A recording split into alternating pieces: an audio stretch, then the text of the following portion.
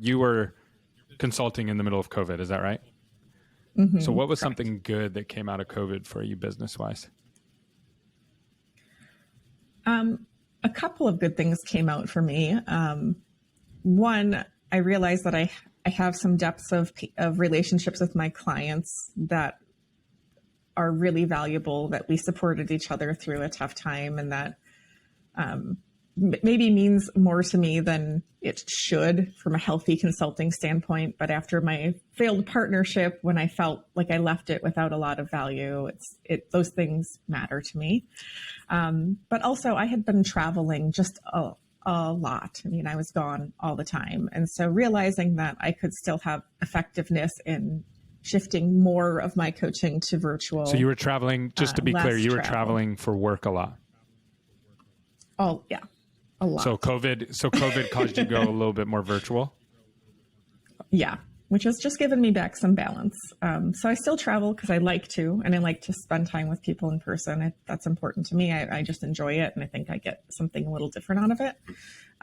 But I don't have to do every interaction and every visit, every session in person. And so, I've lost some status with the airlines, but I've gained some time. That's the video title clip that we're going to use right there, losing status with the airlines. So so walk me through that transition, because I had a huge COVID digital communication transition.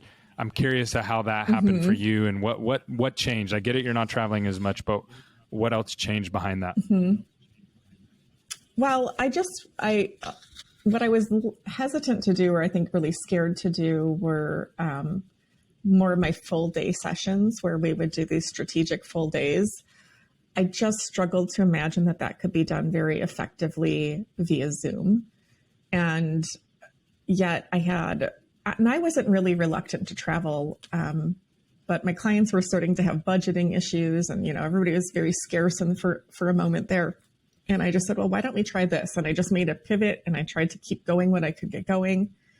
And it wound up being really valuable to my clients. And then I realized, hey, I can do this and actually deliver, weirdly, an almost more on point session. It stays a little bit more on task and a little bit more concise when you do it that way.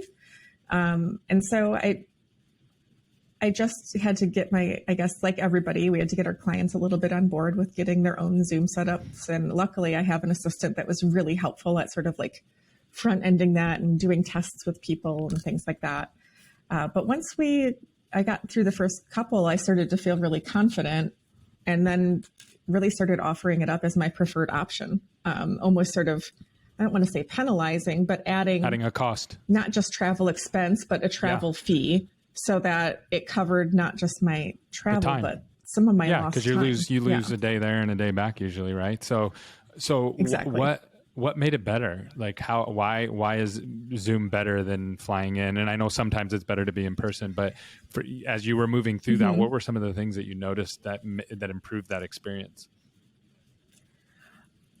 I have found that people are a little bit less likely to waste time on Zoom. So less tangents, less storytelling, less, which is, I like. Yeah. It's like, want to keep a part of it, but sometimes days go long when you get a bunch of people who are chatty and it feels like we've just got the day, and, it can go off track. And so strangely, I think people are looking to get to it a little bit more. They're a little bit more focused when they're in a Zoom environment. That's great. I'm glad you were able to flip that and use that to your advantage, and also get more out of it. And that is really, really cool.